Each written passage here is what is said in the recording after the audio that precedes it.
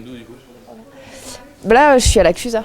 J'ai pris un appart au mois de fin septembre, début octobre pour y rester à l'année cette fois. Parce que d'habitude, à chaque fois, je repartais.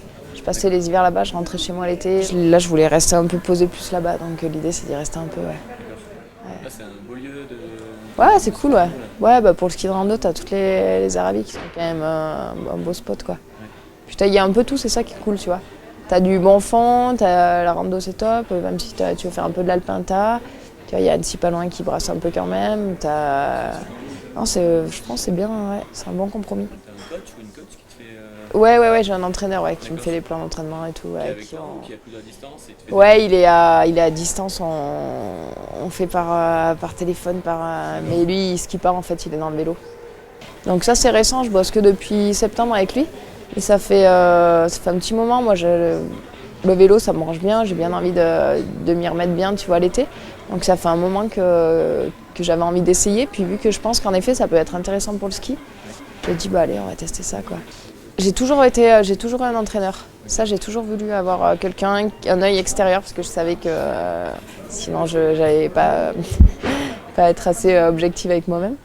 Après, je pense que ça dépend des gens, tu vois. Il y a ceux à qui ça ne correspond pas, qui préfèrent faire ce qu'ils veulent et tout. Il faut que ça reste un plaisir. Moi, je prends plaisir, en fait, à suivre le plan, tu vois. Ça m'évite de me prendre le chou à me le faire moi. T'as pas à réfléchir. Il y a des jours où t'as pas envie de te préparer à réfléchir à l'entraînement. Puis quand t'es un peu dans le dur, que t'es seul, tu peux vite douter du coup parce que ça tient qu'à toi, quoi. C'est sûr que je pense que c'est intéressant d'avoir quelqu'un qui est l'entraîneur que j'avais juste avant. Lui, il était plus dans le ski, il était plus sur le terrain. Donc c'est vrai que ça, c'est intéressant. Notamment sur le plan technique. Moi, je bosse toute seule en fait en technique, alors que si tu as ton entraîneur qui est sur place, c'est super intéressant, comme dans tous les sports, quoi, tu vois.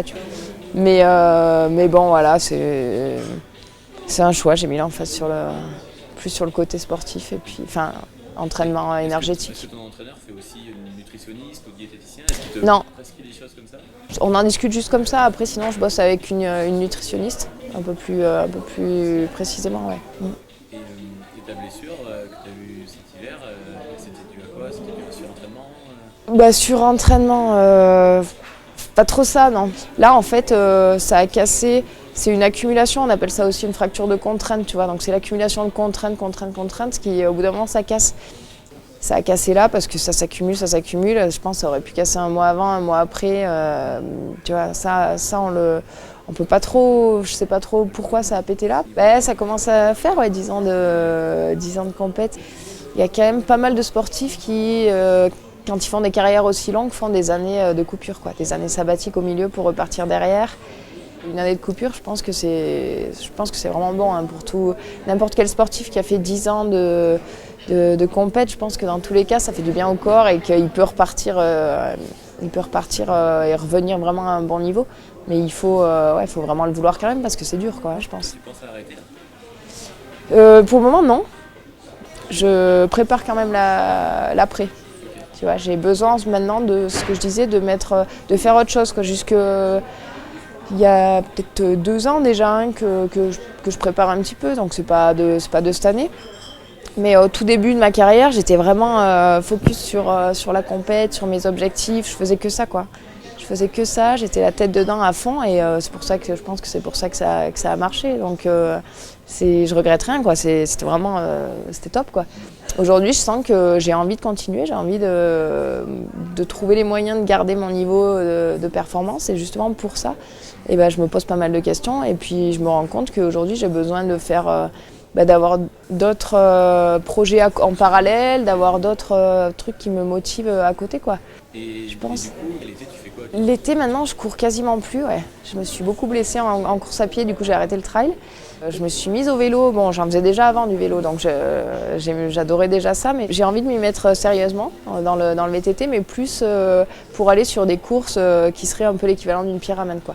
Donc plus aller sur des courses à étapes, où tu as des parcours qui sont vraiment sympas, puis des courses techniques et puis belles, quoi. Est-ce que tu te rends compte que tu as un rôle super important en France sur le ski alpin? J'ai conscience de ce statut et puis d'un côté, moi j'essaie de travailler là-dessus aussi pour faire ce que je peux, quoi, pour aider au développement. J'ai toujours eu envie de promouvoir le ski alpi Donc j'ai toujours essayé de faire le maximum sur le plan de la com, sur le plan de tout, quoi. Et si je peux aider les jeunes, si je peux transmettre quelque chose, ça c'est vraiment des points qui me tiennent à cœur. Donc j'essaie de continuer dans cette direction, en effet, ouais. Tes objectifs de l'hiver? Alors cet hiver, bon, à la base, les objectifs, c'était les championnats d'Europe, parce qu'il n'y a pas de championnat du monde cet hiver, c'est une année sur deux. Donc cet hiver, le plus gros rendez-vous, c'est le championnat d'Europe. Donc ça reste le gros objectif, même si cette année, ça va être... Bon, je ne savais pas trop comment ça allait se passer avec ma blessure. Là, j'ai réussi à accrocher le circuit de la Coupe du Monde un peu in extremis. Donc ça c'est positif, mais malgré tout ça va quand même être short, les championnats d'Europe c'est début février. Donc ça reste le gros objectif, hein. On va faire le maximum pour que j'arrive au meilleur de ma forme à ce moment-là. Après bon, c'est pareil, le circuit de la Coupe du Monde qui était quand même un des gros objectifs, ça va être chaud aussi parce que faut pas trop se rater quand même, on n'a pas trop droit à l'erreur pour remporter le classement général. Là, je fais 5 et 6 sur la première étape, donc j'ai quand même pu gratter des points. Et puis après, on avait quand même le circuit de la grande course, quoi, hein, la Pyramide, toutes les grosses courses par équipe qui restent incontournables pour nous, quoi. Tu veux la gagner, celle-là, la Pyramide, cette année? Ouais, cette année, comme toutes les autres années, je crois que c'est la course qu'on a toutes et tous envie de gagner, même si on l'a déjà gagnée. Je pense que c'est la course qui m'a permis d'accéder à pas mal de choses, quoi. C'est la course qui m'a ouvert pas mal de portes. Ma première victoire à la Pyramide, ça m'a peut-être ouvert plus de portes que mon premier titre de championne du monde, quoi.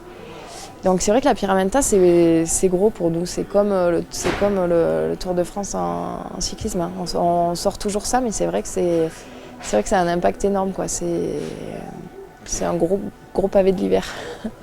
Et ouais. Tu l'as fait avec qui cette année? Alors c'est la grande question. C'est la grande question. Là, si je le sors maintenant, ça va être le scoop. Pour Snow Leader exceptionnel. Oh, le scoop. Ouais, alors je sais pas ce que je... Ouais, non, là, ça sera peut-être une grande première cet hiver. Peut-être une grande première parce que avec Mireia, avec qui je cours d'habitude, on a pas mal échangé ce week-end. On était a priori pas dans la même dynamique cet hiver. Et je pense que c'est important, on a toujours été d'accord pour dire qu'il faut vraiment avoir le même objectif, les mêmes ambitions. Et puis là, clairement, elle me disait qu'elle n'avait pas envie de se retrouver comme l'année dernière à tout donner et puis limite pas prendre plaisir tellement qu'elle a donné sur les courses, quoi.